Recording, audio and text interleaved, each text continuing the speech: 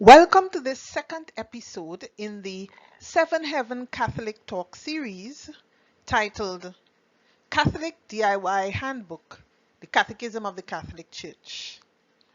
I have referred to it as a do-it-yourself handbook because, firstly, prior to its development, the average Catholic did not have direct access to Catholic doctrine, and she or he had to depend on a priest or a catechist. Secondly, it should be every Catholic's go-to or reference guide on issues of Catholic faith and morals, now that it is so easily accessible. In my last video, I promised to show you what's inside the Catechism of the Catholic Church. I also promised to answer a burning question about what the Catholic Church says concerning suicide and suicide victims. So stay tuned as I deliver on both of my promises to you in 3 easily digestible sections. Let's begin by answering the basic what, when, why, and how questions about the Catechism of the Catholic Church. What exactly is the Catechism of the Catholic Church? It is conceived as an organic presentation of the Catholic faith in its entirety. It seeks to help deepen understanding of the faith. It is also oriented toward the maturing of that faith, its putting down roots in personal life, and its shining forth in personal conduct. Pope St. John Paul II describes it as, and I quote, a statement of the Church's faith and of Catholic doctrine, attested to or illumined by sacred scripture, the Apostolic tradition, and the Church's magisterium. Apostolic tradition, the Church's magisterium. Let's pause a while to break down these terms before we move on. Apostolic tradition. This is best explained in the words of Pope Benedict XVI, and I quote, it is not merely the material transmission of what was given at the beginning to the apostles, but the effective presence of the crucified and risen Lord Jesus, who accompanies and guides in the Spirit the community he has gathered. End of quote. It is the practical continuity of the Church, the holy temple of God the Father, built on the foundation of the apostles and held together by the cornerstone, Christ, through the life-giving action of the Spirit. The Church's magisterium. This is the Church's teaching authority vested in the bishops as successors of the apostles under the Roman pontiff as successor of St. Peter. End of quote. When was the Catechism of the Catholic Church developed? The Catechism of the Catholic Church was drafted over a period of 6 years between 1986 and 1992. The first UK translation and publication from Latin to English was completed in May 1994. Why was the Catechism of the Catholic Church developed? Well, St. Pope John Paul II recounts that the Second Vatican Ecumenical Council entrusted the then Pope, Pope John XIII, with the principal task of guarding and better presenting the precious deposit of Christian doctrine in order to make it more accessible to the Christian faithful and to all people of goodwill. How exactly was the Catechism of the Catholic Church drafted? When St. Pope John Paul II succeeded Pope John XIII as Pope, he convoked the Second Extraordinary General Assembly of the Synod of Bishops on January 25, 1995. It was during that assembly that the Synod Fathers stated in their final report, and I quote, very many have expressed the desire that a catechism or compendium of all Catholic doctrine regarding both faith and morals be composed. End of quote. So in 1986, Saint Pope John Paul II entrusted a commission of 12 cardinals and bishops with the task of preparing a draft of the Catechism of the Catholic Church, along with an editorial team of 7 diocesan bishops who were experts in theology and catechesis. There was, of course, and I quote from Pope John Paul II, extensive consultation among all Catholic bishops, the episcopal conferences or synods, and theological and catechetical institutes. End of quote. Now let's go to section 2, the structure of the Catechism of the Catholic Church. According to Pope Benedict XVI, apostolic tradition, and I quote, was passed on under the guidance of the Holy Spirit in the New Testament writings and in the sacramental life in the life of the faith. End of quote. As the Church's foundation and law through the uninterrupted succession of the apostolic ministry. Pope Francis outlines 4 elements which comprise the storehouse of memory which the Church hands down. The first being the profession of faith, the second being the celebration of the sacraments, the third being the path of the 10 Commandments, and the fourth being prayer. The Church's catechesis has traditionally been structured around these 4 elements we just discussed. And this includes the Catechism of the Catholic Church, which is a fundamental aid for that unitary act with which the Church communicates the entire content of her faith. All that she is herself and all that she believes. End of quote. So when we look at the structure of the Catechism of the Catholic Church, we will see that it is divided into 4 interrelated parts in line with these 4 elements. Part 1 covers the baptismal profession of faith. When we are infants, our parents make all of our decisions for us on the physical level: food, clothes, shelter, medication, etc. Similarly, at the spiritual level, our parents and godparents make our first profession of faith for us through baptism. Thereafter, as we age, whenever we attend Holy Mass, we speak up for ourselves and profess our Catholic faith each time we say the Creed, also known as the I Believe.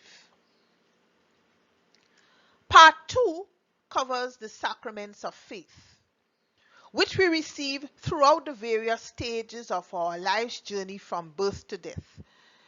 And these 7 sacraments are baptism, the Holy Eucharist, confirmation, penance, anointing of the sick, holy orders, and matrimony.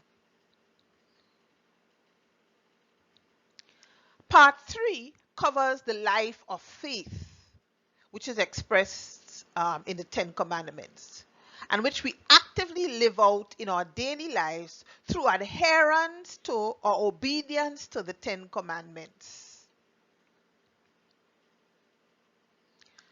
Part 4 covers the prayer of the believer, and we hold up as that perfect prayer the Lord's Prayer.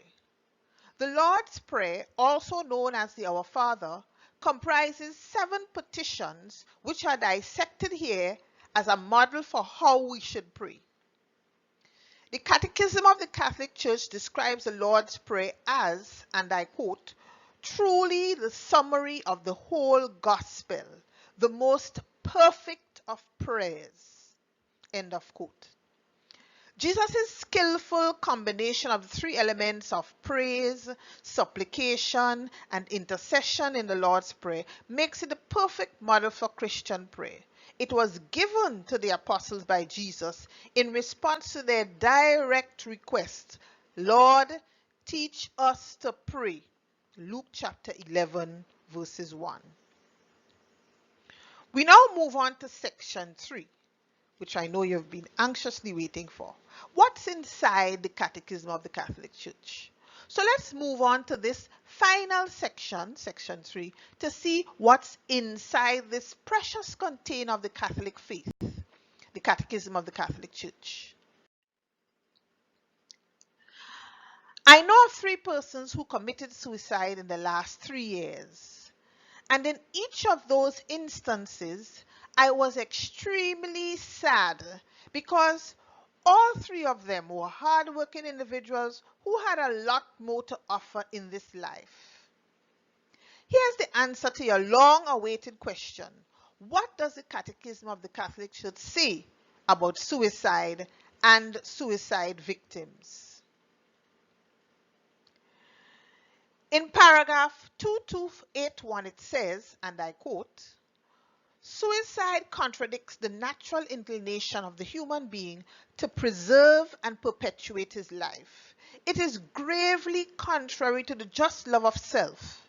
It likewise offends love of neighbor because it unjustly breaks the ties of solidarity with family, nation, and other human societies to which we continue to have obligations. Suicide is contrary to love for the living God." End of quote. But it doesn't end there. There are some more in between.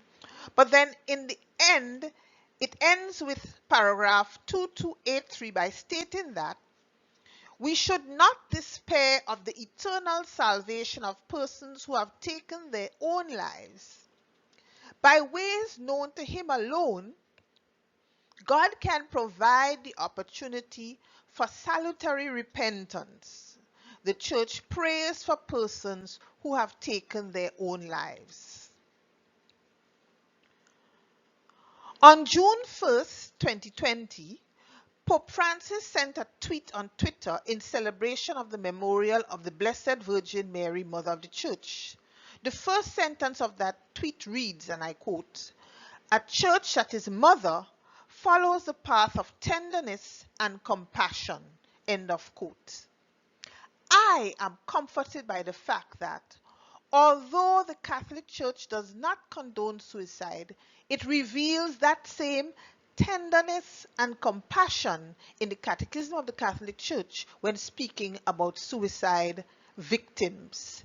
And I want those who have lost persons or friends or family to suicide to understand this tenderness and compassion. What does the Catechism of the Catholic Church say about games of chance? In paragraph 2413 it says, and I quote, "Games of chance or wagers are not in themselves contrary to justice. They become morally unacceptable when they deprive someone of what is necessary to provide for his needs and those of others. The passion for gambling risks becoming an enslavement. Unfair wagers and cheating at games constitute grave matter unless the damage inflicted is so slight that one who suffers it cannot reasonably consider it significant." End of quote. What does the Catechism of the Catholic Church say about labor strikes? In paragraph 2435 it says, and I quote, "Recourse to a strike is morally legitimate when it cannot be avoided, or at least when it is necessary to obtain a proportionate benefit. It becomes morally unacceptable when accompanied by violence or when objectives are included that are not directly linked to working conditions or are contrary to the common good." End of quote. Most of us already know the Catholic Church's opinion on issues such as adultery, fornication, contraception, homosexuality, abortion, divorce. But did you know that the Catechism of the Catholic Church also provides guidance on issues such as prenatal diagnosis, adoption of children, surrogate motherhood, parents, children, child wearing, sterilization, polygamy, amputation, drugs, tobacco,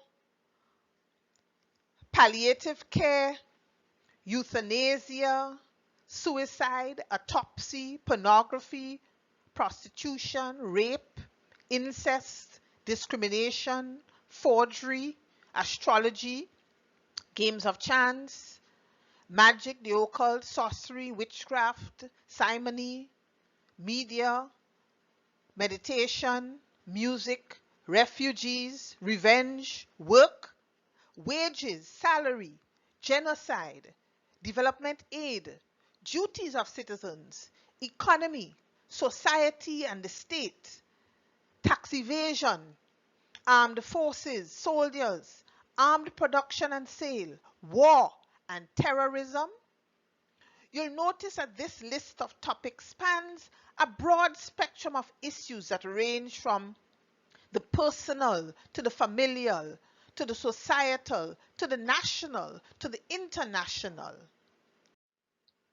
In my next video, we look at exorcism in the Catholic Church and Satan.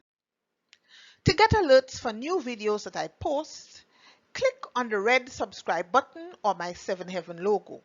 If you like this YouTube video, then remember to like it by giving it a thumbs up. And don't keep all this information to yourself because, as Louis L'Amour states so poignantly, and I quote, "In vain have you acquired knowledge if you have not imparted it to others," end of quote. So forward the video to family, friends, and colleagues. Leave a comment or ask a question in the comment section. I'd love to hear from you. Finally, remember to check out the description section underneath this video for a free link to the Catechism of the Catholic Church and other resources. Bye. Thanks for watching. See you in my next video.